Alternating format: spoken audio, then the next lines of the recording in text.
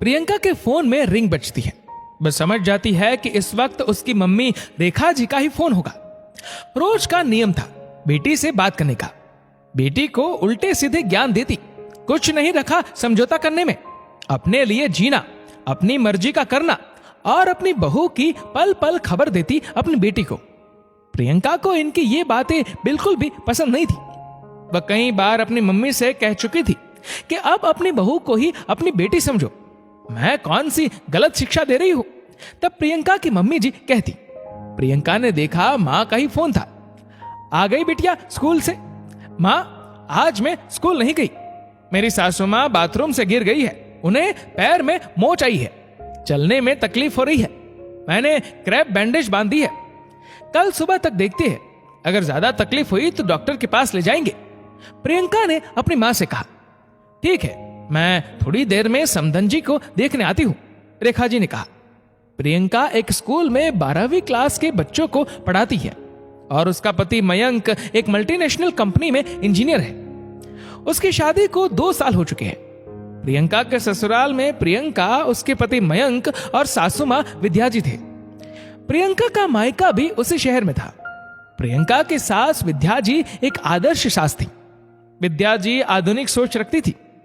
उन्हें बहू के नौकरी करने से कोई आपत्ति नहीं थी, बल्कि वह तो प्रियंका के हर घरेलू काम में उसकी मदद करती ताकि प्रियंका अपनी शिक्षा का सदुपयोग कर सके।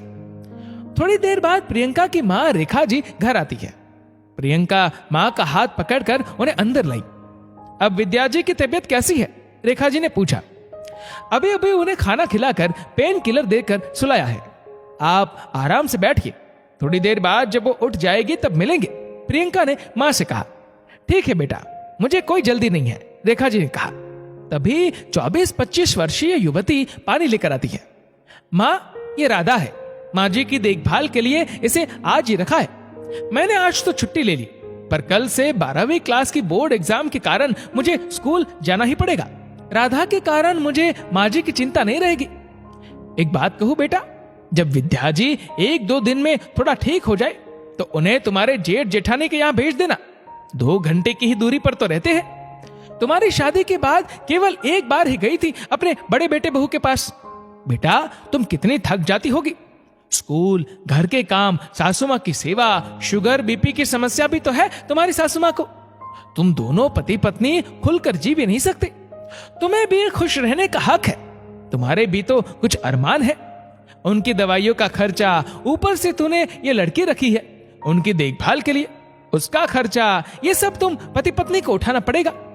वहां तुम्हारी जेठानी बिना किसी बंधन के अपने परिवार के साथ मजे से रह रही है, थोड़ी जिम्मेदारी उसे भी उठाने दो, भेज दो अपनी सासू मां को। रेखा जी ने अपनी बेटी को गलत सलाह देते हुए कहा। अपनी मां की बात सुनकर प्रियंका गुस्से से भर गई। फिर अपने आप को संभालते हुए बोली, ये कैसी बातें कर रही हो मां?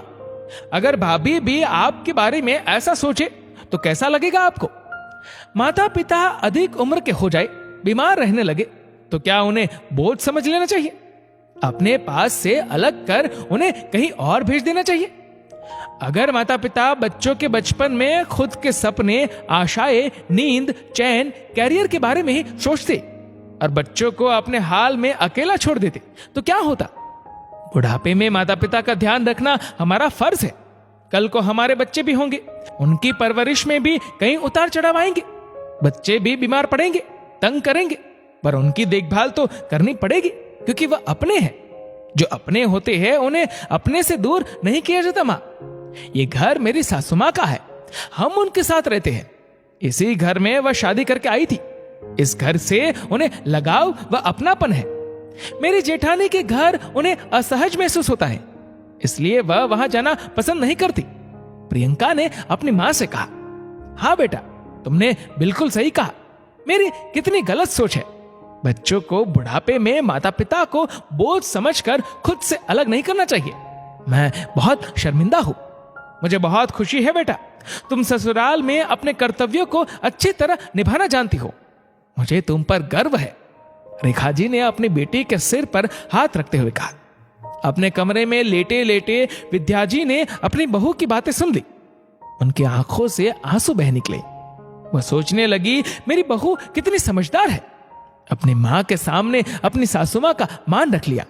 दोस्तों, इस वीडियो को लेकर आपकी क्या राय है, नीचे कमेंट करके जरूर बताएगा। और अगर आपको वीडियो अच्छा लगा हो तो इस वीडियो को लाइक करेगा, शेयर करेगा ज्यादा से ज्यादा लोगों तक। और ऐसे ही और भी इंस्पिरेशनल वीडियोस के लिए हमारा फेसबुक पेज आज ही फॉलो करें।